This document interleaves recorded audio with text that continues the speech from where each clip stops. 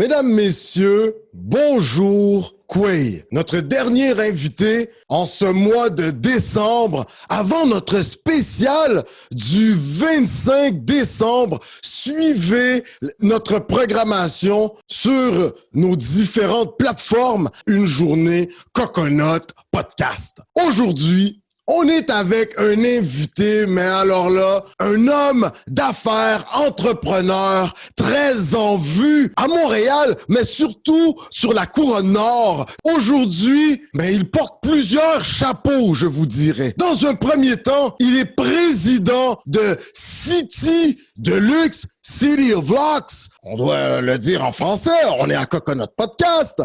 Mais également, messieurs, dames, il est courtier hypothécaire chez Immoderna. Messieurs, dames, c'est avec un immense plaisir et toute une joie, vous le comprendrez à la fin de l'entrevue, que nous recevons à Coconut Podcast Réginald Jean-Baptiste, messieurs, dames.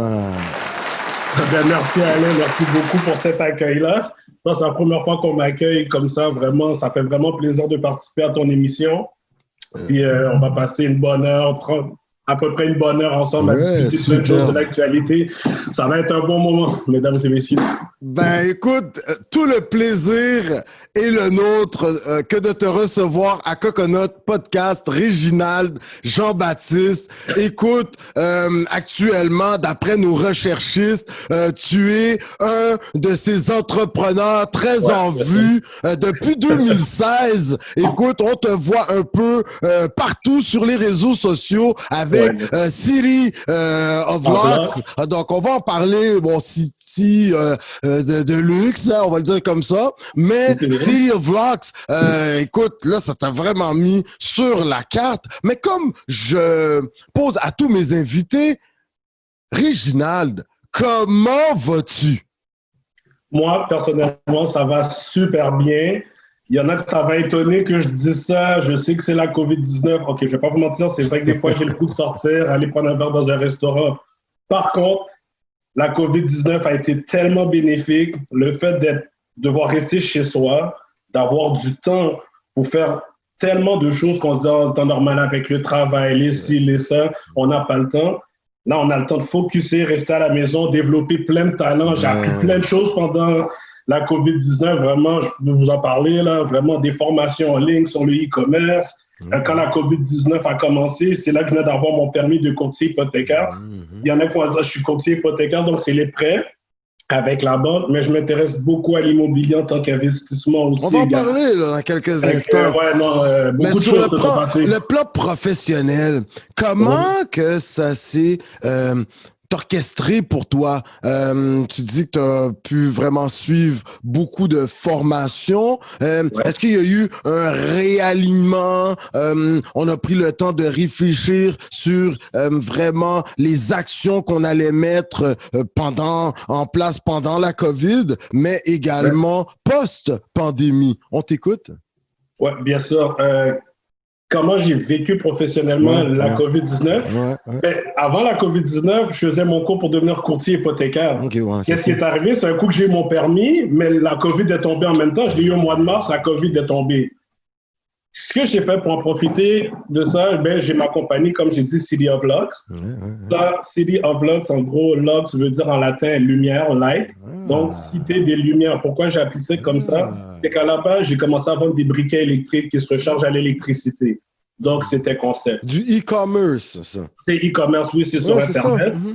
Fait qu'en gros, qu'est-ce qui s'est passé quand la COVID est arrivée? J'ai décidé, pendant l'instant, l'immobilier, ça ne pouvait pas débuter. J'en ai profité pour refocuser sur ma business, voir comment je pouvais développer. Puis c'est là que j'ai commencé à prendre des formations en ligne. J'ai appris à faire plein de choses. Au début, j'avais juste des briquets. Maintenant, il y a au moins 40 articles différents sur mon magasin. Ça rajoute de plus en plus. J'ai appris à jouer avec les publicités Facebook, Instagram. Est-ce que tu es rendu avec un genre de Canadian Tire en ligne, Réginald Jean-Baptiste? Canadian Tire, mais plus dans les accessoires, fumeurs et vêtements. Donc maintenant, que ça soit des briquets, des cendriers, même des trucs comme des sacs de sport, etc. Il y a vraiment beaucoup de choses. On pourra même donner l'adresse du site web. Vous pourrez aller faire un tour. Bien sûr. On va afficher ça là, pour que... Ça me fait plaisir. Oui, oui. exactement. Là. Mm-hmm. Donc, c'est ce que j'ai fait pendant la COVID-19. Nice. Lu beaucoup de livres, etc. Faire beaucoup d'introspection et tout. Excellent. Donc, vraiment, ça a été très bénéfique. Là. Je ne peux pas me plaindre du tout. Nickel. Ben là, maintenant, Réginald, on va apprendre à te connaître. Parce que, écoute, pour ceux qui ne te connaîtraient pas encore, c'est peut-être parce qu'ils sont pas passés dans le 450 ou ils n'ont pas Internet à la maison. Disons-le comme ça. Réginald Jean-Baptiste, tu es d'origine haïtienne, mais toi, tu es né au Québec. Écoute, dans une famille où ce que les valeurs sont très importantes, les valeurs de respect, hein, la discipline, la justice sociale également, très, très important.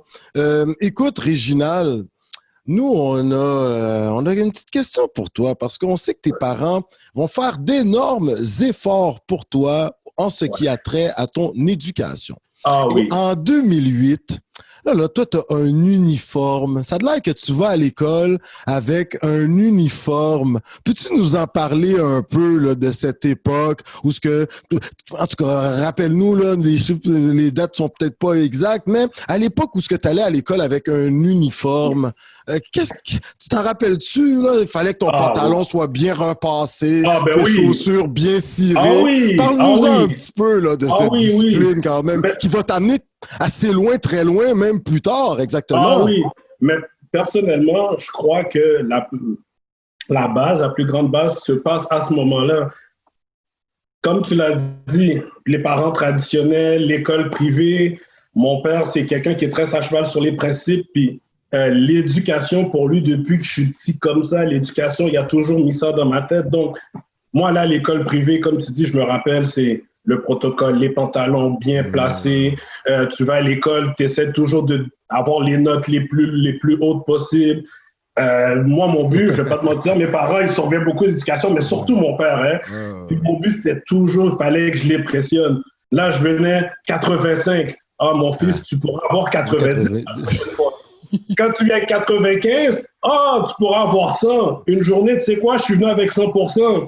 Il m'a dit, eh bien, pourquoi tu n'as pas eu 105%? Le bonus. Ou le bonus. Là, je lui ai dit, mais c'est pas possible. Là, c'est là qu'il a commencé à rire. J'ai compris, c'est au bout de la ligne, donne-toi toujours plus. Parce que je vais jamais dire, oui, t'en as assez fait, c'est beau. Super. Donc, c'est avec cette mentalité-là que j'ai grandi, puis je pense que ça a pas mal fait de moi ce que je suis aujourd'hui. Merci à mon père, d'ailleurs. Ben ouais, superbe.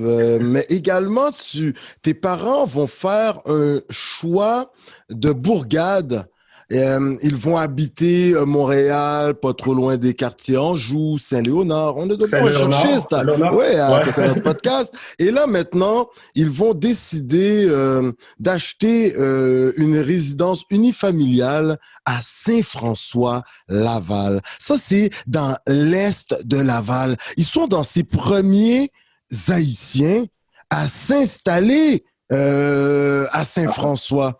Et c'est une bourgade qui va donner quand même de grands éléments au sein de la communauté noire, dont tu en fais partie, Réginald Jean-Baptiste. Ta sœur, on sait qu'elle est grande infirmière. On a ton frère, lui, alors là, maintenant, lui, il est dans les centres sportifs.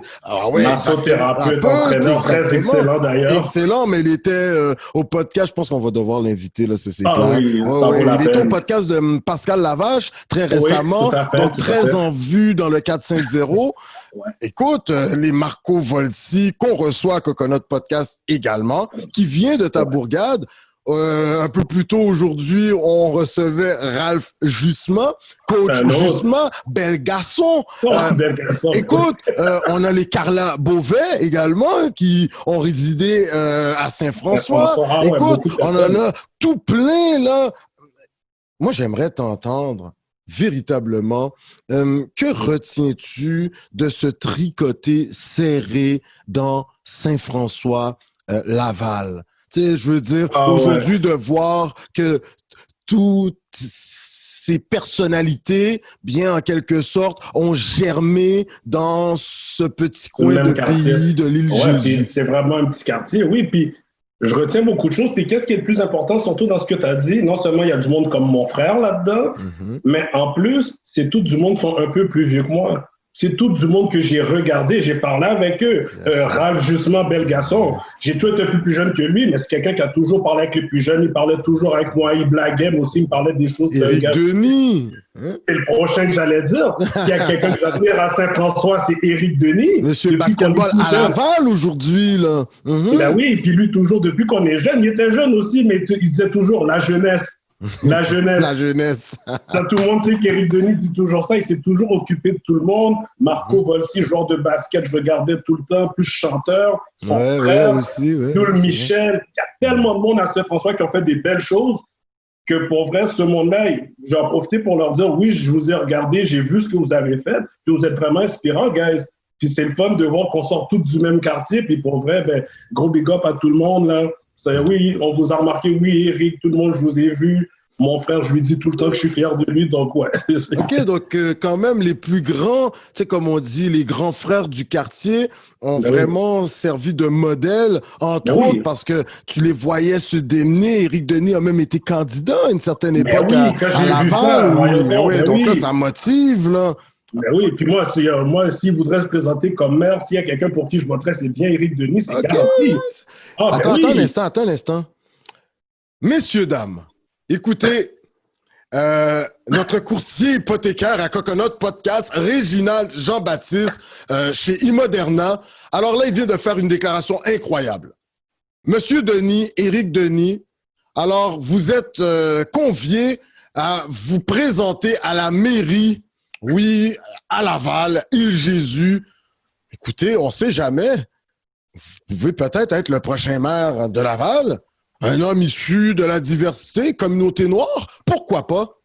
Ben oui. L'original, c'est intéressant. Si on vient de lui passer le message, on ne sait jamais. Très intéressant. Puis pour vrai, c'est pas des paroles en l'air. C'est vraiment, il est number one, lui. Superbe. Réginald, alors là, maintenant, tu grandis dans ce quartier de l'Est, tes parents, écoute, travaillent fort comme tous les parents de ces années, t'envoient dans les meilleures écoles, tu reçois vraiment une très bonne éducation. Et là, maintenant, toi, tu vas pas t'arrêter parce que tu vas quand même constamment étudier. Mais tout en étudiant, tu as certaines passions. Ça, c'est intéressant. Et là, on regarde ça parce qu'après, on va rentrer dans les questions plus techniques. On va apprendre à comprendre c'est quoi le boulot d'un courtier hypothécaire. Mais tu sais, pour vous faire passer cool, là, les courtiers hypothécaires avec plein de chiffres, là, on va un peu parler durant ces années de jeune garçon. Écoute, Réginald, lui, c'est un fanatique de sport. On sait qu'il aime les Patriots de la Nouvelle-Angleterre. Oui, on sait qu'il a pas mal de casquettes, de linge, des Patriotes. Joueur préféré, Tom Brady? Ouais, c'est ça. Tom Brady, mais pour de vrai, je vais vous faire une confession. Ouais. J'aime le sport. OK. J'aime les Patriotes, mais pour vrai, est-ce que j'écoute toujours toute la saison? Non, pour vrai, j'ai écouté souvent le Super Bowl, il s'y rend souvent, les matchs très importants. Mais pour vrai, j'ai quand même dit que j'étais fan. OK, quand même. Tom Brady et tout. Ouais, mais attends, ouais, vas-y. Donc, oui, je suis fan, j'adore le sport, j'aime surtout ce que ça représente. Un gars comme Tom Brady, etc. Moi, c'est surtout le genre de leader, quelqu'un qui est plus âgé, on va dire, il est vieux, il est plus âgé, moins jeune que les autres, puis il est encore là. Toi, c'est quelqu'un qui se tient en santé, qui emmène son équipe au championnat. Toi, c'est un visionnaire. C'est ça que je vois. C'est pour ça que je suis un fan de lui, plus que les games en tant que tel, de regarder toutes les games. Attends, là, on va t'en amener une autre pour... Tu me dis que tu n'aimes pas le sport. En tout cas, je ne sais pas si c'est avec tes clients que tu réussis à avoir des billets de la Formule 1, mais on sait que Réginald Jean-Baptiste, il aime bien assister au circuit Gilles Villeneuve, là, à la Formule 1. C'est quoi? C'est Lewis Hamilton que tu aimes ça voir, Réginald Jean-Baptiste? La Formule 1, j'adore la Formule 1. J'aime ça, aller voir ça. C'est surtout l'ambiance et tout. Est-ce que j'ai un pilote que je préfère? J'aime bien Lewis Hamilton, bien sûr. Mais vraiment, c'est vraiment le thrill d'être sur la track, de regarder, puis avec le monde. Parce que moi, avant d'aller là, je me disais, c'est quoi qui a vraiment de si intéressant? Regardez les voitures, tu vois, ça s'en va. Puis il y a longtemps, c'est un ami à moi qui est décédé l'an passé, il repose en paix, qui m'a emmené là pour la première fois. Fait quand on a été, j'ai vu, oui, il m'avait dit c'est l'ambiance et tout, je comprenais pas de quoi il parlait, puis c'est vrai que c'est toute une expérience, ça vaut la peine, même si vous êtes nécessairement quelqu'un qui aimait les voitures sport ou quoi que ce soit, une belle journée, aller à la Formule 1, avec du monde qui vous apprécie bien, vous allez vraiment passer un bon moment, ça vaut la peine. Super. Ben, écoute, toi, d'après ce qu'on sait, tu étais vraiment situé où on retrouve l'épingle. Est-ce que c'est pas trop loin? Mais là, les voitures arrivent à toute vitesse et là, elles décélèrent pour emprunter l'épingle et là, la courbe et là, elles repartent à toute vitesse. Incroyable. Ouais. Là, c'est vraiment un emplacement intéressant. Là. Tu l'entends, le bourdonnement. Exactement, c'est ça qui vaut la peine d'être vécu. Vous comprenez ça, les voitures passent vite, tu vois presque... Non, oui, tu vois bien, tu as des écrans, mais c'est ce moment-là, par exemple, les voitures arrivent, ils décélèrent, puis tu la vois partir encore. Ben, il faut être là pour le vivre. Tu peux pas juste être à la télévision puis dire « Ah oui, je sais c'est quoi la Formule 1 ». De la même manière, on ne peut pas regarder les plages du Sud et dire « Oui, je sais c'est quoi être sur la plage ». Il faut quand même mettre les 2 pieds dans le sable pour être vraiment sur la plage. C'est le même concept, c'est le même principe, en fait. Ben là, je pense qu'on va arriver à la plage dans quelques instants, mais Réginald Jean-Baptiste, pendant ces moments, il va aller à la Formule 1, il va être, bon, soit disons, un amateur de sport, un amateur de salon, disons-le. Les Canadiens sont tous un amateur de salon, mais entre-temps, il va quand même poursuivre ses études. Parce que en 2006, tu vas décrocher un AEC au collège CDI. Par la suite, tu poursuis. Mais là c'est pas peu dire, là, Réginald Jean-Baptiste, quand même. Tout en travaillant, parce que là, c'est là que tu vas même débuter une carrière professionnelle en même temps.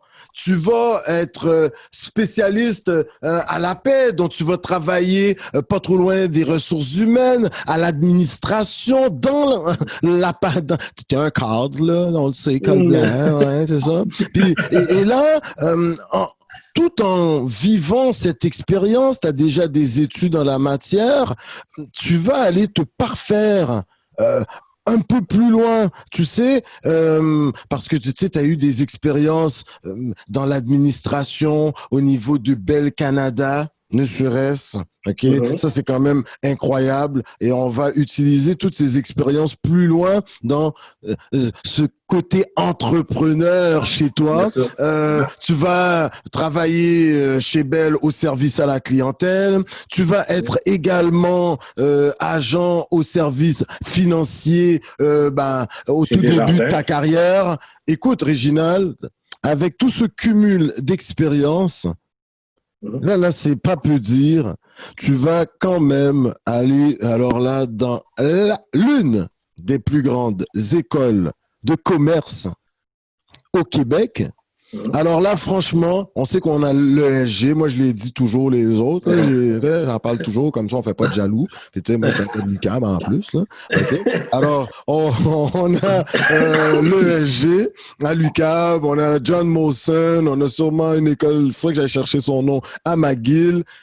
Mais on a HEC également. Écoute, HEC Montréal, on se doit de dire. Et là, tu vas y faire un certificat en management, comptabilité et commerce et tout ce volet gestion. Écoute, Réginald Jean-Baptiste, peux-tu nous parler de toutes ces expériences que tu vas vivre dans le monde professionnel qui vont te dire, bon, finalement, moi, je m'en vais en commerce, je deviens entrepreneur, mais tout bon entrepreneur se doit d'avoir un peu, tu sais, les connaissances qui vont avec, hein, bien sûr, et tu vas vraiment relever ce défi qui est de rentrer dans l'une des plus grandes écoles de commerce au Québec, et quand même, ça, je sais que tes parents en sont vraiment fiers, ta famille en entier, parce que HEC, c'est grand. Réginald, peux-tu nous parler de ton expérience dans le milieu professionnel qui va t'amener à cette décision et qu'en retiens-tu, toi, de ce passage à HEC Montréal? OK. Dans le fond, qu'est-ce qui s'est passé? J'ai décidé de faire mes études, d'aller au HEC Montréal, mais il y a une chose qu'on doit savoir avec moi. Je ne vais jamais arrêter d'aller à l'école. Ouais, c'est ça. Je vais toujours apprendre quelque chose, ça soit un cours en ligne, que j'aille dans une école. C'est mon père, je vous l'ai dit, il m'a toujours dit ça, l'éducation, tu n'as jamais fini l'école. Puis de toute façon, plus tu apprends, plus tu peux faire des choses, c'est la liberté. J'adore apprendre. Mais qu'est-ce qui m'a fait devenir entrepreneur? En fait, au début, moi, j'ai toujours voulu aller à l'université, bien sûr. Puis quand j'étais en management, mais je me suis dit, bon, ça me permet d'avoir des skills pour savoir gérer, avoir un très grand poste dans une très grosse entreprise. C'est comme ça que je me voyais au début. Pas ma propre entreprise, être un grand cadre, VP ou le président. Qu'est-ce qui s'est passé au long de ma formation? Il y a un cours que j'ai suivi. Je pense que ça s'appelait optimisation, ingénierie, optimisation, quelque chose dans le genre. La seule raison pourquoi je ne voulais pas être entrepreneur avant, c'est parce que je n'avais pas la bonne pensée sur comment penser à développer une business, comment faire venir une idée. Beaucoup de gens, ils se disent « Ouais, j'aimerais ça avoir ma propre business, mais je fais quoi? » Ah oui. Tu comprends? Moi, je me disais ça. Mais ce cours-là, qu'est-ce que ça m'a appris? Ça m'a donné une autre façon de voir les choses. Vous voulez partir une business? C'est la bonne époque pour le faire. Pourquoi? Tout est à refaire. Regardez avec les taxis. Les taxis, ça fait 100 ans, ils faisaient la même chose. Ils n'ont jamais pensé à sortir une application, rien, parce qu'ils croyaient que c'était coulé dans le béton, puis qu'ils devaient avoir leur permis, ça valait tant que j'allais rester là. Toutes les autres business, ça soit, moi je pense même aux lave-autos qui peuvent être réinventés, toutes les affaires qui fonctionnent de façon archaïque. Pas besoin de réinventer la roue, faites juste améliorer les procédés, mettez une application, remplacez la personne qui prend le coupon qu'il donne par un truc qui fait le relais. Des petites idées, ça va vous rendre riche, vous allez être capable de partir un modèle d'affaires à partir de ça. Pas obligé de popper une idée de nulle part en restant dans les arts, ça ne viendra pas. Il y a une façon de penser pour pouvoir créer des business, puis c'est ça que je suis venu avoir. Maintenant, des idées, j'en ai à l'appel. J'aurais jamais le temps de toutes les faire dans un lifetime. Mais donc, c'est ça que le HEC, c'est pour ça que j'ai été, c'est pas pour ça que j'y allais, mais c'est ça que ça a donné à la fin. C'est pour ça que je suis vraiment très, très, très reconnaissant. Maintenant, je suis entrepreneur, j'ai ma boutique, je peux être courtier hypothécaire en même temps. Là, je me lance dans l'investissement immobilier et tout, et je suis capable de tout gérer, tous ces outils-là qui m'ont donné ce savoir-là, je suis capable de le mettre ensemble sans avoir l'air exténué à cause que je me lance dans 3 activités en même temps. Tu comprends ce que je veux dire? Ah oui. Donc, ça a valu la peine, là, les quelques milliers que j'ai donnés pour apprendre ça. Maintenant, regardez, ça m'a permis d'avoir une maison, j'ai une vie, je peux voyager. C'est ma grande passion, le voyager. Je suis toujours en train de poster des voyages sur Facebook. Toi, c'est ça, tu voyages, écoute, tu fréquentes les écoles de commerce, tu vas à la F1, tu fais du bateau, parce que toi, la vitesse, c'est ça, hein? Il me semble qu'il y a un certain attrait. Tu fais de la moto. Alors, maintenant, c'est très à la mode. On va en recevoir, là, on est en train de préparer le tout, mais il y a des groupes de motos récréatifs de plus en plus. Réginald, le réseautage, pour toi, c'est quand même important. Ce sont oui, en moto, on peut être seul, mais on sait que tu en fais avec les amis. Le bateau, on sait que toi, chaque été, Réginald, il aime bien aller faire un tour sur les voies fluviales du Québec, navigables. Réginald, les paddocks, on sait que des fois, tu as des accès comme ça. Réginald, le réseautage, est-ce que c'est important en entrepreneuriat? On t'écoute. Le réseautage, je pourrais jamais assez le dire, c'est une des choses, c'est pas la chose, avant que je parle trop vite, mais la plus importante. Dites-vous une chose, vous pouvez avoir toutes les connaissances que vous voulez, etc., mais il faut connaître du monde. Vos relations vont vous mener loin. Même si vous cherchez un emploi, par exemple, allez sur Jobboom, je ne sais plus c'est lesquels maintenant, pour envoyer des CV. C'est beau, on peut t'appeler. Mais les meilleurs jobs se trouvent, et ce n'est pas ma théorie, un prof à l'université qui l'a dit. Je me rappelle, son nom c'est Guy Bérard, elle a dit, tu ne sais pas le seul. les meilleurs jobs, vous allez les trouver par les relations que vous avez. Vous parlez à quelqu'un, on sait que vous êtes qui, on sait que vous êtes fait pour le boulot, vous allez l'avoir, on sait que vous êtes sympathique, etc. Envoyez une feuille. Les feuilles, on peut en recevoir plein comme ça. J'ai déjà fait des entrevues, regardé des CV, t'en reçois plein. Exactement. Donc, tu sais, quand tu te permets de faire du réseautage, tu te rends compte du monde. Le monde, l'énergie, c'est beaucoup, là. C'est très important, l'énergie, la connexion. Et de cette façon-là, mais on peut jamais rester, on n'est jamais mal pris ou mal pris trop longtemps. Le réseautage, c'est ce que ça fait. Ah, j'ai un problème, je sais qui appeler. Ah, j'ai telle affaire, j'ai tel projet, je sais qui serait intéressé. Donc, on est toujours capable de faire débloquer quelque chose. Et c'est ça, être en management. Quelqu'un qui manage puis qui n'est pas capable de faire débloquer quelque chose quand il y a un problème, tu ne peux pas gérer. C'est ça mon boulot. Quand il y a un problème, tout de suite, il faut que je pense, ah oui, je sais que je vais faire, je vais voir telle personne. Ah, j'ai telle ressource, telle affaire. Si tu n'as pas de réseautage, mais tu es limité dans ce que tu sais faire. Autant de choses que tu sais faire, tu auras toujours une limite. On n'est pas des machines. Donc, le réseautage, number one priorité. Superbe. Et on sait, on va apprendre à voir un peu la route que tu as empruntée. On la comprend de plus en plus, celle qui t'amène vers l'entrepreneuriat. On sait que cette route n'est pas toujours facile. Elle demande des investissements en temps énorme, mais gigantesque, je dirais. On est en train de l'apprendre à Coconut Podcast. Mais Réginald, très tôt et très jeune, tu en as glissé un mot tout à l'heure, tu as compris l'importance de bosser, papa te l'a appris, maman, ils te l'ont appris, grande sœur, grand frère ont prêché par l'exemple. Ouais. Mais tu as vite appris, très jeune, à t'évader, à voyager. Pour Réginald, faire du 4 roues, c'est important. Faire du bateau, c'est important. Mais par moment, partir, découvrir l'outre-mer. Tu aimes voyager. Le Maroc, on sait que tu as beaucoup voyagé en Europe, en Afrique du Nord, entre autres.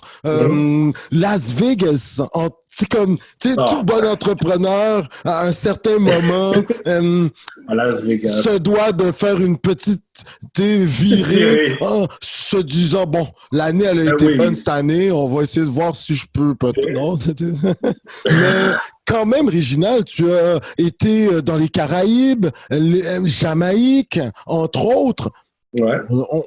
On aimerait t'entendre sur cette importance qui est restée pour notre entrepreneur, courtier hypothécaire chez Immoderna, de garder ce moment qui est si cher à toi, mes familles, de t'évader, de voyager. On aimerait t'entendre là-dessus. Ben oui. Comme tu l'as dit au début, être entrepreneur, ça demande beaucoup de temps, beaucoup d'énergie, beaucoup de sacrifices. Quand tu te lances là-dedans, tu n'as aucune espèce d'idée dans quoi tu t'embarques là. Aucune idée. Malade. Mais tout ça pour dire que l'importance de voyager, justement, c'est un peu ma récompense aussi. Je travaille fort, donc je m'en vais, je voyage. Mais également, je ne veux jamais tomber dans « Ah, moi, je travaille, je réussis, j'ai pas le temps d'aller voyager. J'ai pas le temps de m'amuser. J'irai après. » Après, demain, ces mots-là ne te sont pas promis. Tu comprends? Tu peux travailler, c'est beau, mais après ça, prends un instant pour toi. Si tu as une copine, à l'époque, j'allais jouer avec ma copine, au pire, des fois avec des amis, va voyager, va voir autre chose. Et même là, pour l'entrepreneur que je suis, c'est excellent de voyager. Nous, quand toi, tu es ici, chez toi, tu es habitué de faire les choses d'une certaine façon. Qui a l'air banal, c'est quelque chose de simple, on fait tout le temps, c'est ça qui est ça. Tu arrives ailleurs, ils font quelque chose de différent. Tu es comme, waouh, comment ça? Mais ce genre de petits principes-là, tu peux revenir avec ça ici, et puis ça change tout, même dans ta business. Là, j'ai dit un truc assez banal, mais des fois, ça peut être quelqu'un qui est en restauration, tu vas aller dans tel pays, tu vas voir comment ils fonctionnent, eux autres. Ça dit, hey, mais pourquoi on ne fait pas ça chez nous? C'est vrai que c'est plus simple. Ben, toi, si tu es dans la restauration, tu rentres ici, tu optimises ton restaurant en faisant ce que tu as vu dans tel pays. C'est aussi simple que ça. C'est tout, ouais. C'est la même Tu vas richesse que je vais chercher, c'est la connaissance d'idées encore. nouvelles, mais oui. C'est encore la connaissance que je vais chercher. C'est clair. Et les gens, c'est vrai que je lis beaucoup, tu peux apprendre sur les endroits en allant sur Internet, mais rien ne vaut que d'aller sur le terrain, de le ressentir, de le vivre. Parce que quand quelqu'un écrit, veut pas sur Internet, peu importe, elle raconte, la personne reste subjective. Elle dit ce qu'elle sent, comment elle le voit. Quand tu y vas, tu vas voir que tu vas avoir une toute autre opinion peut-être, tu vas sentir des choses que la personne a dit, tu vas comprendre certaines choses, mais ça sera ton expérience à toi. C'est important, j'arrête pas de le dire à plein de personnes, ils veulent pas comprendre, ils pensent voyager, c'est qu'aller dans le sud va faire beau chaud, ils vont prendre un verre. C'est plus profond que ça. C'est une question d'énergie, c'est de faire la vidange d'énergie mauvaise puis de revenir comme un homme ou une femme nouvelle, tu comprends? Il faut voyager, il faut aller voir. Ça permet de pas avoir des heures puis d'être ouvert d'esprit. Une ouverture sur le monde, il n'y a rien de plus merveilleux, sérieux. Moi, c'est sûr, je vais faire le tour du monde. Hein. C'est un de mes buts, c'est dans mon bucket list. Ben oui, le tour du monde, c'est garanti. OK. Oui. Réginald Jean-Baptiste, si tu avais le choix de faire le tour du monde, le ferais-tu en moto ou en bateau? En moto ou en bateau? J'irais plus pour le bateau. OK. En bateau, ouais. Ouais, j'aime en bateau. Pourquoi? Est-ce qu'on connaît nager? Bon, est-ce qu'on connaît nager, Réginald Jean-Baptiste? Péniblement. En vrai? Mais c'est pas mal, t'as combattu une certaine... Mais pareil. Non, mais tu sais... Une peur, là. Je sais nager, mais j'ai une phobie de l'eau. Ouais, c'est ça, moi aussi. Tu comprends? Donc oui, je peux nager, mais il faut que j'arrête de capoter. Si tu me lances en plein milieu de l'océan, je devrais être capable de m'en sortir, mais si je capote, je vais couler. Ouais, c'est ça. Mais ça ne m'empêchera pas d'aller faire du bateau. Ça ne m'empêchera pas de faire une activité, même s'il faut qu'on vole dans l'eau. D'ailleurs, dans le sud, j'ai fait, je ne sais pas si vous connaissez le banana boat. Ben oui, moi j'ai des anecdotes, mes amis m'ont ri de moi, un banana boat. Moi, je suis tombé dans l'eau, j'arrêtais pas de crier, j'ai avalé tellement d'eau, j'avais oublié que l'eau était salée, mais j'avais jamais pu comprendre. Donc, à crier, avaler de l'eau, ça brûle. On te fait signe de fermer ta bouche, attends qu'on vienne te chercher, bref, c'est drôle. Ah ouais, banana boat, on en a des anecdotes là-dessus. D'ailleurs, si t'as peur, vas-y. Ben oui. Alors toi, ton tour du monde... faire du parachute aussi, etc. OK. Est-ce que t'as déjà fait du parachute? OK, c'est pas mal. Non, je compte bien aller en faire. Ah, tu comptes bien aller en faire. OK, parce que là, j'allais dire... Oui. Toi, t'as pas peur des hauteurs, t'as pas peur de la vitesse. Ah, bien sûr, ça me fait peur, mais je plongeais dedans pareil. Ouais, j'avais peur d'aller en affaires. Vous croyez que j'allais en affaires? C'est sûr que je vais réussir, c'est moi. Ben non, c'est sûr que c'est scary un peu. Je connaissais pas grand-chose du e-commerce. Et alors? Et alors? OK. Et une dernière question. Toi, lorsque tu es en voyage, que préfères-tu? Être couché sur le sable blanc ou être perché dans ton hamac? Couché dans le sable ou perché sous mon hamac? Aïe. J'avoue, quand je suis en vacances, comme je l'ai dit, oui, je m'amuse beaucoup, c'est ça, mais c'est souvent pour décrocher, puis c'est vrai que je me donne souvent mon petit moment dans le hamac, où que je vais me coucher, je vais méditer beaucoup, puis je vais lire. Il y a toujours un moment, je suis un gars qui me lève très tôt, souvent je vais faire ça très tôt, puis... Concernant prendre le soleil après, quand je vais être dans le sud, je vais souvent aller au bord de la piscine parce qu'en plus, il y a le bar tout inclus. Ouais. Tranquille, on se prend un petit cocktail. Un petit cocktail, tranquillou. Mais juste un petit cocktail, pourquoi pas. Un petit pastis. OK. Réginald, écoute, tu apprends à décrocher. Écoute, 2014, tu es au HEC et tu vas à ce moment-là, c'est vrai, véritablement à ce moment que tu vas te dire non, moi, je me lance en affaires. Alors, à certains moments, on te suivait déjà sur les réseaux sociaux et là, on se réveille un matin et tu bombardes la toile de publicités, de petites vidéos, mais d'une qualité de luxe, d'une qualité lumineuse, je te dirais. Oui. Hein, pas mal, hein, pas mal. On apprend, là, hein, on est vite, nous autres, à Coconut. Et Ah ouais, tu vraiment. vas nous présenter ces briquets. Mhm. Et là, maintenant, on se dit, mais wow, il choisit un produit quand même qu'il y a une certaine intimité avec la personne qui le possède, mais tu choisis un briquet et tu le présentes comme étant un briquet, je te dirais, de luxe, mais qui est carrément ça. Tu aurais pu juste choisir de vendre des briquets, tu en achètes sur les sites internet, tu les revends sur une boutique en ligne, par Puis j'aurais exemple. pu prendre quelque chose de beaucoup plus cheap, tandis que Ben, moi, c'est j'ai ça, pris le temps exactement, c'est d'aller ce que choisir j'essaie de la dire. Oui, qualité, voilà. un emballage customisé, Bon, un bon, service voilà. à la clientèle, un vrai site internet, un Mhm. chat, vous pouvez parler avec du monde, envoyer des courriels, tout ça. Donc, en gros, quand je fais quelque chose, pas de demi-mesure. C'est vraiment ça. Quand tu fais quelque chose, Ouais, tu le ouais. fais, tu That's it. plonges. Si tu es là, tu fais quelque chose, tu hésites à moitié, fais-le pas. À quoi ça sert? Tu comprends? Tu plonges, tu plonges. Quand je me suis lancé dans le e-commerce, oui, c'est beau aujourd'hui, on peut regarder ça, mais le cauchemar que j'ai vécu au début, parce qu'au début, tu te lances dans des choses, tu perds beaucoup d'argent, on te charge beaucoup trop cher. J'ai payé pour un site Internet des milliers de dollars, ça valait pas un clou. Rien.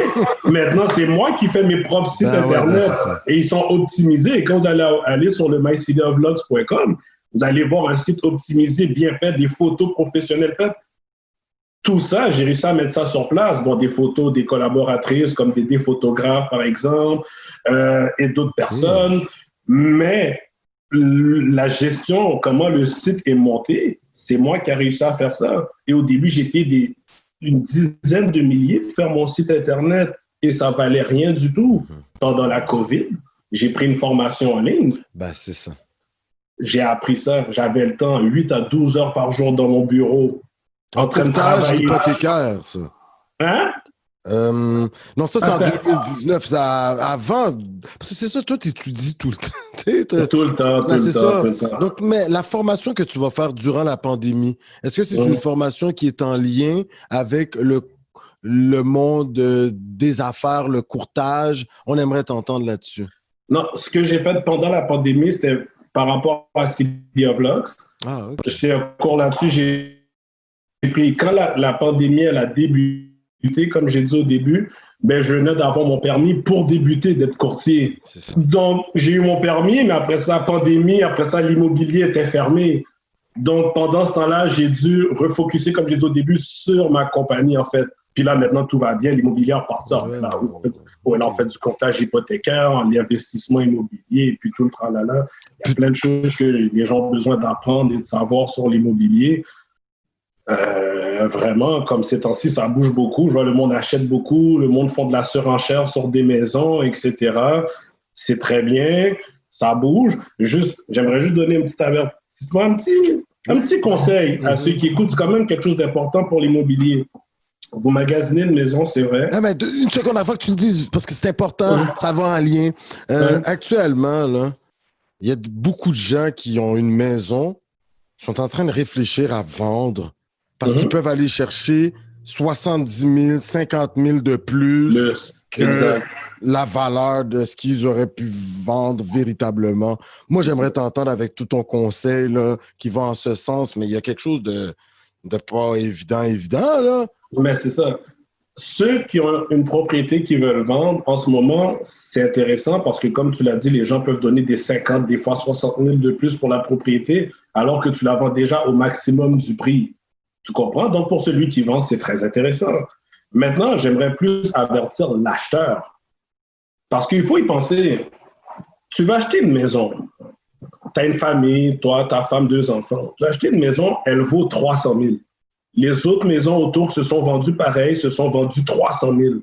Là, par exemple, maintenant, tu arrives, tu veux cette maison-là, ah, l'école est proche, mon travail est parfait, genre 350 000.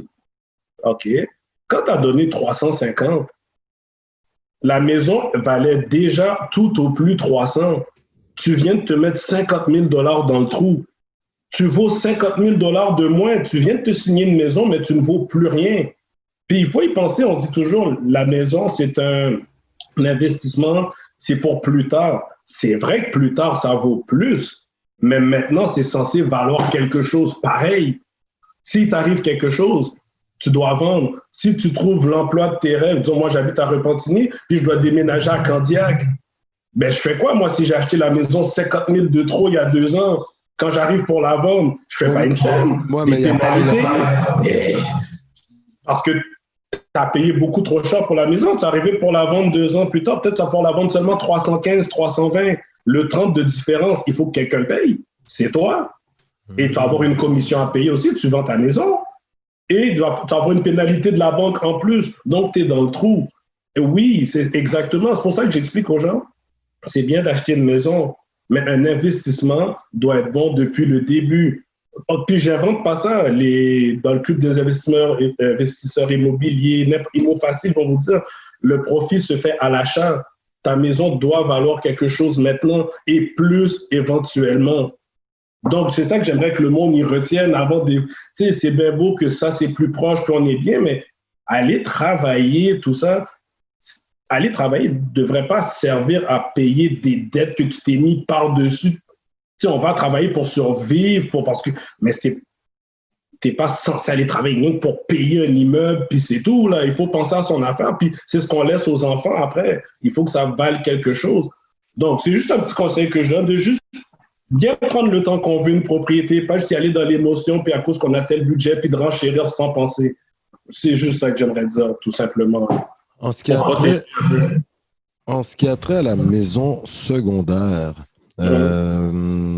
chalet de villégiature, par exemple, qu'on n'est pas obligé de rester à l'année longue, là, est-ce que toi, avec ton expérience, est-ce que c'est quand même un bon investissement? Parce que est-ce qu'il a une valeur dès le départ? Tu sais, moi, je te demande aujourd'hui, les gens essayent quittent un peu les milieux urbains, tentent un peu avec le télétravail de se procurer une maison, mais ces dernières, souvent, sont moins dispendieuses dans les régions éloignées.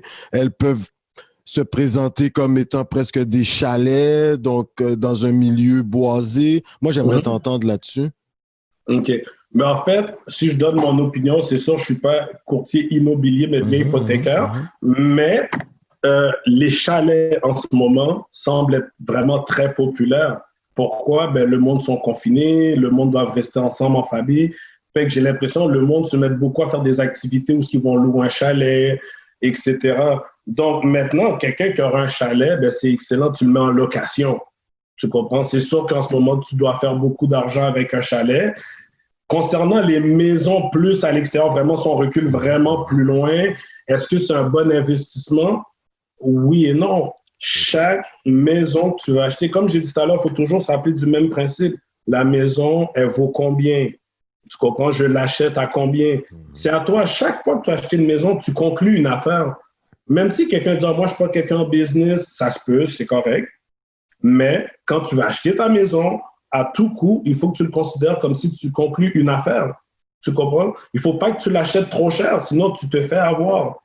Il faut que tu sois capable, après, au pire, même après ton premier terme de 5 ans, d'être capable d'avoir une valeur sur la maison, quelque chose. Mais si tu arrives après 5 ans, tu payes la maison, puis tu ne vaux encore rien, je sais pas, là, c'est... Mais, OK, ça, maintenant, sur le chalet, ça, c'est clair. Il faut qu'il y ait une valeur, ça, c'est clair. Réginald, maintenant, moi, j'aimerais vraiment essayer de démêler ça dans ma tête. Je veux m'acheter une maison. Alors là, écoute, moi, j'ai un compte bancaire, j'ai certains services bancaires, accéder, des trucs là, tels, je sais plus moi, Banque nationale, Internet, ok, on se comprend. Donc là, j'ai accès à certains services. Maintenant, je veux m'acheter ma maison, j'avais épargné un petit peu d'argent. Alors maintenant, je risque d'aller frapper à la porte de ma banque pour demander un prêt hypothécaire. Quelle est la différence entre où est-ce que le courtier carrément travaille pour une banque, de prime abord, ou c'est un service un peu concurrentiel, si on veut. Tu as le courtier d'assurance, mais tu as la compagnie d'assurance. Est-ce que c'est un peu le même concept un peu dans le monde des prêts hypothécaires? On t'écoute, Réginald. OK. Dans le fond, j'ai expliqué, c'est assez simple. Quand vous entendez courtier, courtier veut dire qu'il fait affaire avec plusieurs institutions. Donc, courtier en assurance, ça veut dire que tu l'appelles pour des assurances, il va aller voir avec tous les assureurs avec qui il fait affaire, puis il va te donner le meilleur taux. Moi, c'est la même chose, mais en hypothèque. Quand tu vas à ta banque, ceux qui sont dans la banque, ce sont des conseillers hypothécaires. Ils ne peuvent pas faire comme moi, ils ne peuvent pas aller voir tout le monde. Dans le fond, l'avantage de venir voir un courtier hypothécaire, c'est que moi, je négocie avec toutes les banques à ta place. Si tu voudrais faire la même chose que moi, il faudrait que tu achètes ta banque à Desjardins, tu sors de chez Desjardins, tu achètes chez National. Il faudrait que tu ailles tous les voir. La commission que vous prenez? La commission, le client ne me paye pas de commission. C'est le plus important, oui. Je ne suis pas courtier immobilier. Hypothécaire, c'est le prêteur, la banque. Vu que je lui ai emmené un client, lui me donne quelque chose. Le client ne paye rien à venir me voir. Mais ça, le monde ne le sait pas. On dirait que ce n'est pas dit assez fort. Le courtier hypothécaire résidentiel, par le commercial, c'est différent. Le résidentiel ne vous coûte rien. Il vous donne des conseils gratuits, comme avoir un avocat commis d'office. Mais sauf que moi, je suis un avocat commis d'office excellent. C'est vraiment ça. T'as pas celui qui n'est pas motivé, t'en as un qui est vraiment motivé, mais il est gratuit pareil. Donc, tu es vraiment juste bien tombé. Bref, c'est ça notre rôle. C'est pour ça qu'il y a tout avantage à en consulter un. Tu n'es jamais perdant au bout de la ligne. Mais oui. Puis il y a des meilleurs taux. Si ta banque, des fois, te dit, disons, 3%, mais tu viens me voir, sache plus que je peux te donner 2,75. Ce qui est déjà quand même mieux. C'est ton argent, c'est quelques centaines de dollars au bout de la ligne par mois. Donc, c'est ça le but de venir chercher, voir un courtier hypothécaire. Tu peux ratisser plus large. Ça t'aide même de négocier avec ta banque parce que lui aussi, il a les taux de ta banque souvent. Fait qu'il peut, donc vraiment, n'importe qui va acheter quelque chose de résidentiel, vous devriez consulter un courtier hypothécaire. Vous n'avez absolument rien à perdre. Et ça ne coûte jamais rien. S'il veut vous charger, ou au pire, aller en voir un autre. OK, excellent. Ça, c'est de très bonnes informations que tu nous donnes. Le gouvernement a resserré, même, je pense, les banques, les banques ont resserré, tu départageras pour moi, mais ils ont resserré un peu l'accès à l'immobilier, là, si on veut. L'accès aux prêts hypothécaires, c'est plus aussi facile. Avant, Réginald, il me semble, il y a quelques années, on pouvait acheter une maison avec zéro... il y a plusieurs années, zéro cash down, comme on dit. Aujourd'hui, on sait après un certain moment, les règles vont être resserrées. Ce sera plus sur 35 ans maintenant, là, c'est 25. 25, exactement. Donc, j'aimerais t'entendre là-dessus. En temps de pandémie, avec le resserrement des règles, parce que, bon, il y avait de la spéculation, il y a des gens qui accédaient à des maisons, mais qui n'avaient pas vraiment les capacités d'honorer les prêts hypothécaires. En temps de pandémie, est-il plus difficile pour un nouvel acheteur, quelqu'un qui voudrait avoir un prêt hypothécaire? Est-ce que tu constates que les banques sont plus réticentes en temps de pandémie? Étonnamment, non. Okay. C'est ça qui est étonnant parce que comme on le voit, le marché est en plein boom. Les gens, ils achètent, ils réenchérissent. On ne croyait pas que ça arriverait.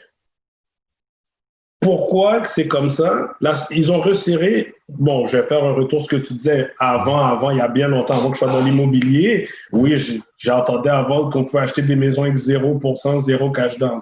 Ça, c'est terminé. Ça, on n'en parle plus. Là, les zéro cash down, ça n'existe plus. C'est ton 5% du résidentiel. En bas de 3 portes. Après ça, c'est du 10%. Puis après ça, le 20% au pire. Mais... où est-ce que j'ai... Le resserrement des règles. Le resserrement. Mais à part ça, ils ont resserré le fait que la cote de crédit minimale, ils demandent 680 au lieu de 650. Mais les banques prêtent tout autant pendant la pandémie. Pourquoi? Les taux d'intérêt sont bas.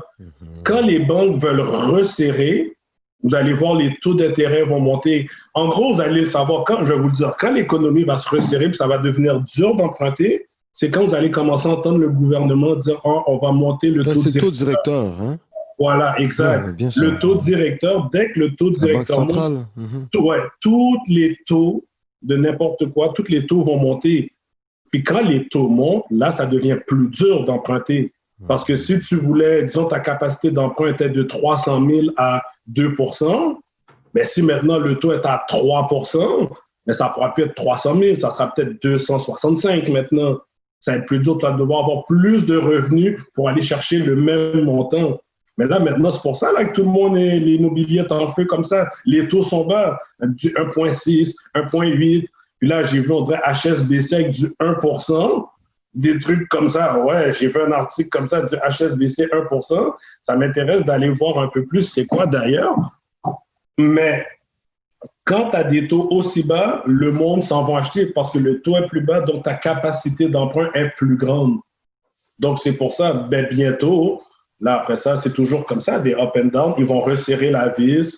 Là, le monde va pouvoir moins emprunter, il va avoir moins d'achats de maisons, ça va prendre plus de temps en général vendre une propriété. Je pense qu'on va s'arranger, là, parce que on ne l'a pas trop dit, mais on va l'annoncer à la toute fin. C'est que, Réginald, il va falloir que tu organises des capsules, que tu fasses de la vulgarisation pour le monsieur, madame, tout le monde. Écoute, je t'écoute, puis j'aurais dû donc bien avoir un cours de même, tu sais, à l'époque, là. Tu sais, je veux dire, tu nous vulgarises ça si bien que je pense que le grand public mériterait à ce que tu vulgarises. Ah ouais, je pense que nos internautes vont applaudir. On va t'en reparler un instant. Okay. Messieurs, dames, alors, on se doit de le dire à l'instant même. Oui, Réginald Jean-Baptiste est l'un des fiers partenaires et commanditaires de Coconut Podcast. Il a cru en nous dès les tout débuts et c'est tout un honneur que d'avoir ce partenariat avec un si grand vulgarisateur. Merci. Ouais, super. Non, franchement. Ben, merci. Ouais, non, nickel, hein? Ah ouais, c'est clair. Ça ne tombe pas dans l'oreille de sourd, oui. Non, franchement, je travaille là-dessus. On va gérer ça. Réginald, donc toi, tu vois que les gens, bon, écoute, il y a une flambée, là, le marché, il est plus qu'en ébullition, là, c'est incroyable. Est-ce que tu constates que, d'ailleurs, la première question, est-ce qu'un étranger a le droit de faire appel au service d'un courtier hypothécaire?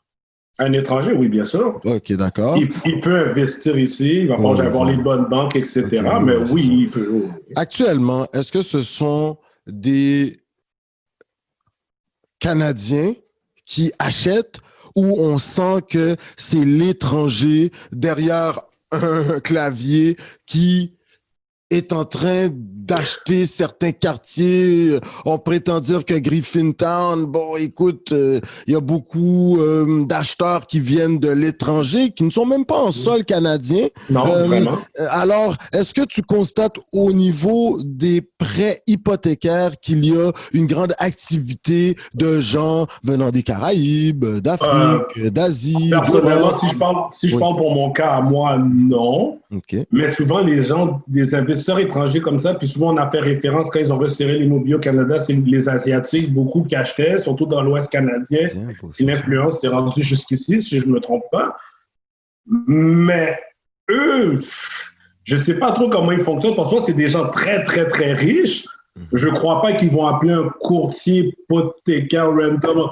Je pense qu'ils ont des financiers, ils travaillent avec des banques. Pour vrai, je ne vais pas trop m'avancer là-dessus. Je ne sais pas trop comment ils fonctionnent, mais je ne pense pas qu'ils cherchent un courtier hypothécaire ici pour faire affaire. Là. Ils ont du monde, surtout pour eux, c'est des gens très, très riches. Puis quand on en vient au truc comme le Griffintown, c'est vrai que, oui, ça construit beaucoup, mais c'est vrai que beaucoup des immeubles, des logements ne sont pas habités. Ouais, puis une façon facile de voir, mais ça se voit qu'il y a beaucoup d'étrangers qui achètent. Parce qu'une façon de le constater, c'est va chez quelqu'un du centre-ville le soir dans une tour, puis regarde toutes les autres tours. il est tard, le monde, c'est l'heure où tout le monde est à la maison. 2/3 de l'immeuble, les lumières sont noires partout. Tu vois qu'il y a vraiment zéro activité dans l'appartement. Il n'y a personne. C'est des résidences secondaires, c'est des gens quand ils viennent là en meeting, c'est des affaires, tu vois, dans Dynastie, là. Bon, ils rentrent à Montréal, il y a son appartement en face de l'hôtel W, là. OK. T'as gardé ça au cas où tu venais à Montréal. Ah, c'est bien, il coûte juste 800 000 $. Bon. Écoute, c'est bien pour Montréal, on dira pas non, hein. Venez, investissez. Mais respectez voilà, nos façons de faire. Bah, voilà. Et tout simplement. Ouais.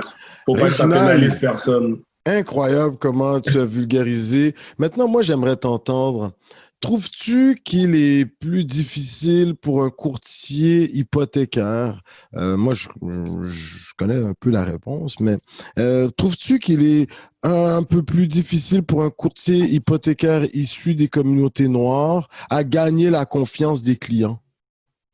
Pas du tout. Ouais, c'est ça. Ben non. Voilà, c'est ça. Okay. Ça n'a aucune limite, là, le fait que tu sors d'une communauté. Premièrement, la majorité des gens, on va se dire les vraies affaires, ce qu'on voit sur Internet, c'est une minorité, surveillez mes mots, une minorité de gens pas corrects qui font le plus de bruit, puis nous, on croit que ça représente la majorité. C'est tout le temps comme ça, dans chaque peuple, là, tu comprends? Donc, c'est pas vrai, là. Les gens pensent rien, tu viens les voir. C'est même toi, au début, peut-être qu'il va se mettre des barrières pour rien. Les gens sont prêts, ils t'accueillent, ils veulent te parler, tu es là pour les aider. C'est ce que tu dégages. Et puis, de toute façon, OK, disons que oui, je suis une minorité. Parfait. J'arrive, tu as peut-être des attentes. La personne, elle s'attend peut-être à ce que parfait, je suis carrément le contraire de ce que tu penses. Ça va me prendre... Tu t'attends tellement à ce que je sois pas bon. Ça va prendre 2 secondes que tu attends comme « Oh, wow! » Puis tu as un gros problème. Ah ouais, puis tu le vois.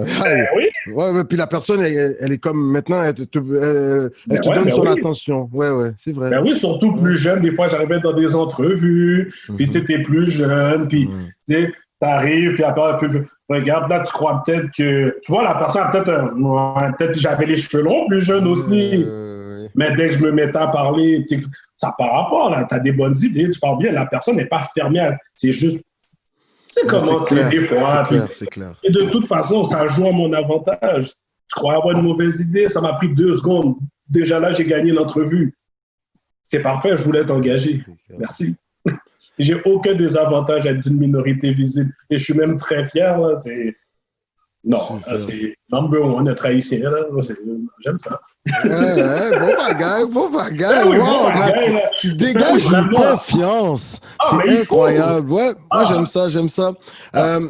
Réginald Jean-Baptiste, il y a plusieurs firmes en la matière. Immoderna, parle-nous un peu de Immoderna. Vraiment, là, vous avez le vent dans les voiles. Parle-moi-en un peu là, de ton association, comment ça se passe, mais plutôt, comment tu entrevois l'après-pandémie avec Immoderna. On t'écoute. OK. Pour commencer, Immoderna, je ne peux pas parler d'Immoderna sans parler d'Abner Saint-Elmy. Ça, c'est le directeur de l'agence et l'agent immobilier qui m'a fait acheter mon duplex où est-ce que je suis en ce moment. Je n'étais pas dans l'immobilier au début. En parlant avec lui, comme on fait maintenant, il m'a dit, tu sais, il faisait les pattes de ma maison, mais comme un jour, si tu veux être dans l'immobilier, moi, je suis prêt à t'accueillir dans mon équipe, blablabla. Ça a resté comme ça. Finalement, j'ai 1 année et demie, 2 ans plus tard, j'ai été faire mon cours. Tout ça, j'ai commencé à faire mes débuts chez Multiprêt. On s'est reparlé. Il m'a dit, puis l'immobilier, je dis, ah oui, j'ai commencé et tout. Nice. Il m'a dit, je dis, il a toujours le temps, je peux venir travailler. Il dit, oui. Et puis il m'a accueilli. Puis lui, il est motivant, lui. Il a fait son agence, il est comptable de profession, il veut m'apprendre à faire du commercial. Il a son équipe de courtiers avec lui. Et en même temps, c'est pas juste pour ça que j'ai été, mais c'est Black Owned. C'est un monsieur noir, c'est un haïtien, monsieur Abner Saint-Elmy, avec d'autres courtiers de la communauté. C'est bien de travailler avec la communauté, travailler avec tout le monde, bien sûr, mais c'est très bien de travailler avec la communauté. C'est lui qui m'avait semé l'idée d'aller en immobilier. Et maintenant, je suis là avec lui. On commence, d'ailleurs, on est sur le boulevard des Laurentides, on a des nouveaux bureaux 1778 boulevard des Laurentides, vous viendrez voir ça.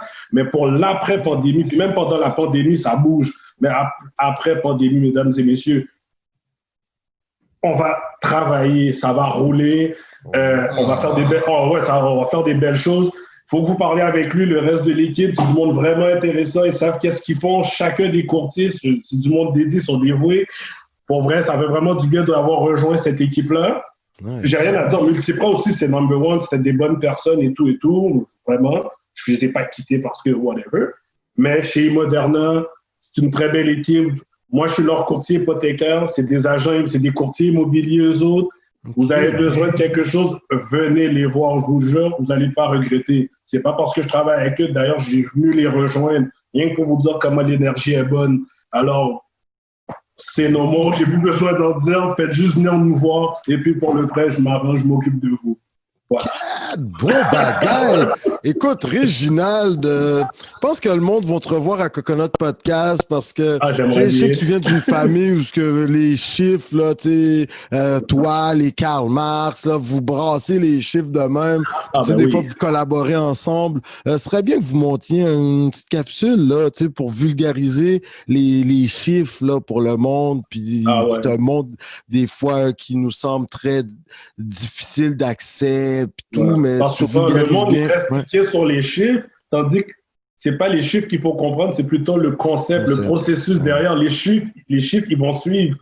Après ça, les chiffres, tu vas juste savoir les chiffres sont bons, tu as regardé les chiffres qui t'intéressent. Mais rester stické sur les chiffres quand tu connais pas l'affaire, non. Mais on aura le temps de vulgariser le tout. Les chiffres, ça doit pas vous faire peur. Puis comme tu dis, si ça vous fait peur, rentrez dedans. Quand un coup qu'on a plus peur, ça fait du bien. Il ne faut pas rester à avoir peur, c'est pas une bonne chose. En tout cas, moi, je viens tellement d'en apprendre. Là. Réginald, Jean-Baptiste, écoute, l'entrevue tire à sa fin, mais je me dois quand même de te poser la question suivante. Alors, messieurs, dames, nous allons poser la question du club des amis à Réginald Jean-Baptiste. Reggie. Oui. Avez madame coupé tête ou non? Es-tu plus griot ou poutine? Ah, pour de vrai, c'est le griot, là. Ah. Ma bad, là. Non, la poutine, j'adore la poutine. Okay, non, là, je suis vraiment québécois, c'est vrai, j'adore la poutine. Nice. Mais pour vrai, le griot de Madame Maryse Alphonse. Ma mère? Ouais. Non, c'est ça, c'est qu'il n'y a aucune poutine qui peut battre ça. Quoique la poutine de la belle province à Saint-François est légendaire. Mais là, il n'y en a plus. La belle province. Mais le griot de la mer, non, ça oublie ça. Il n'y a rien qui remplace ça. Excellent. Puis si tu avais un endroit que tu inciterais nos internautes à visiter une fois la pandémie terminée, quel serait cet endroit qui, quand tu y penses, te fait rêver? Là? Sans hésitation, le Maroc. Ah oui, le Maroc. OK. Vite, je vais vous décrire le Maroc. Là. Vas-y donc. Premièrement, on arrive au Maroc, un paysage comme on n'est pas habitué ici. Mais ça change tout le temps. Okay. Tu peux conduire, tu es dans la ville, tu es à Marrakech, à l'heure du... Alors ça, tu rentres dans les anciennes villes, on appelle... La Médina, non? Oui, la Médina, exactement. Et là, c'est comme tu vois dans Aladdin, là, les petites portes pour entrer, puis c'est vraiment encore les petites portes, tu as une auto qui rentre à la fois, puis les gens, là, tu rentres là-dedans, tu vois les petits marchés et les tout. Souks. Les souks. Et puis, quand tu dors dans la Médina, le matin, on dort dans ce qu'on appelle les riads. Okay, c'est les riads. Donc, tu dors là-dedans. C'est très intéressant, sauf que c'est beau en plus. Par contre, c'est pas isolé. Puis le matin, quand toi, tu sais pas, tu dors, à 6 heures du matin, tu as l'imam qui parle la prière, mais il y a des speakers partout dans la Médina, dans la ville. Fait que toi, tu dors, et puis tu as la grosse prière qui te réveille. Il y a un parti, là. Moi, je me suis réveillé. Et puis, en tout cas, comment c'est fait? Il fait noir dans la chambre. Au début, j'avais oublié que j'étais au Maroc. Mais, en gros, et puis, tu sais, j'ai fait le tour du pays, pas au complet, mais puis les paysages changent. Il y a des moments où tu conduis, tu aurais cru que tu es à Laval, sous le bord de l'autoroute. Okay. Après ça, tu arrives plus loin, tu as l'impression d'être dans le paysage du Roadrunner, le même paysage. Tu as l'impression que tu vas le voir courir, passer, là. C'est pareil. Tu passes sur une route, tu vois des moutons dans un arbre. Ouais. Ils étaient comme, ouais, tu peux voir ça sur Internet, je crois que c'était une blague, là. Non, c'est vrai. Tu vois les moutons sur l'arbre, ils sont comme 8 moutons dans un arbre. Tu te demandes comment ils sont montés. Ils sont là sur la branche, des moutons dans l'arbre. C'est bizarre. Mais c'est vraiment nice. En tout cas, c'est vraiment un beau pays. Ça change la façon de voir les choses. T'as fait du chameau, t'as visité le désert. J'ai fait le chameau, j'ai été dans le désert. Par exemple, tu sais, des fois, on voit des femmes avec la burqa. Il y a le niqab qui couvre au complet, si je pense. Mais là-bas, tu sais, ici, on n'en voit pas souvent et tout. Là-bas, il y en avait beaucoup. Puis, pour la première fois, j'ai parlé avec ce monde-là. Parce que là-bas, il y en a beaucoup qui, dans leur pays, le monde te parle. Bien sûr, oui, bien sûr. Ouais. Au début, tu es comme, oh, elle me parle. Ben oui, elle me parle. Oui, elle veut vendre quelque chose. Tu vois deux madames complètement voilées sur une moto, une avec toutes les voiles. Pour vrai, c'est juste le feeling de voir ça. Tu es comme, wow, je suis vraiment pas à Repentigny, là, ici. Non, c'est loin de Repent, là. Mais c'est vraiment un beau pays, la nourriture. Ouais. Non, ça. Puis là-bas, les policiers sont tellement gentils, c'est bizarre. Ils sont courtois. Mais ici, je ne sais pas qu'ils sont tous méchants, mais ils ont vraiment une manière de... Oui, tu as constaté, pendant qu'on t'a là, très rapidement, il y a une certaine diversité au Maroc, mais on y retrouve des Noirs également. Ouais. Est-ce que tu as senti qu'il y avait une genre de discrimination qui est tangible, visible, ou est-ce que c'est latent, tu sais, comme on apprend, là. Moi, j'ai jamais été là-bas. OK. Sans faire de façon générale comme n'importe où, là, tu peux jamais dire quelque part, eux autres, ils sont comme ça. Est-ce que je peux dire qu'à certains moments, j'ai senti des petits regards? Oui. Mais le plus drôle, c'est que c'était du monde vers qui j'aurais cru que j'aurais pas eu ça. Je vais te donner un exemple. Je viens de l'autre bord, j'ai un style un peu plus américanisé. Donc, tu arrives dans le pays musulman, les gens sont habillés souvent. Mais quand tu tombes sur un jeune, un autre comme toi, qui a l'air d'avoir un style à l'américaine, tu crois que, il va... Non, c'est lui qui te regarde mal. Souvent, c'est ça qui arrivait. Il y en a qui me regardaient mal. Le plus traditionnel, il est plus cool. Tandis que des fois, le plus urbain... Je sais pas. Mais de façon générale, le monde était vraiment correct, très amical. Il y a des gens qui sont stupides n'importe où, c'est vrai. Mais c'est vraiment pas la majorité, là. Tu sais, c'est sûr, à l'époque, j'étais avec ma copine, elle est blanche, elle avait les cheveux blonds, les yeux bleus. Moi, je suis noir avec un mohawk, j'avais de l'air de Mr. T là-bas, puis il était plus haut que ça pour moi. Il y en a qui te regardent bizarre. Mais si je m'en vais marcher au centre-ville, là aussi, il y en a qui vont me regarder comme ça aussi. Puis je m'attends pas sur les trucs négatifs. J'ai rencontré plein de bons mondes, monde intéressant. Très hospitalier, là, comme... Ouais, ils sont très polis. La nourriture, sur les manières. Tu t'es gavé. Parlez-moi. On a tellement bien mangé. Ouais, ça, c'est... La nourriture est excellente. Comment c'est préparé. Tu vois que c'est fait avec amour, là, surtout quand ils font la tagine là, sur le feu, dans le récipient en terre cuite. La tagine en terre cuite. Incroyable. C'est incroyable. Ça, là, moi, j'ai mon sayo Joss. Il n'y a pas d'autre, mais il faut le dire en créole, t'avais pas le choix. Oui, c'est ça, manger Mounsayo Joss.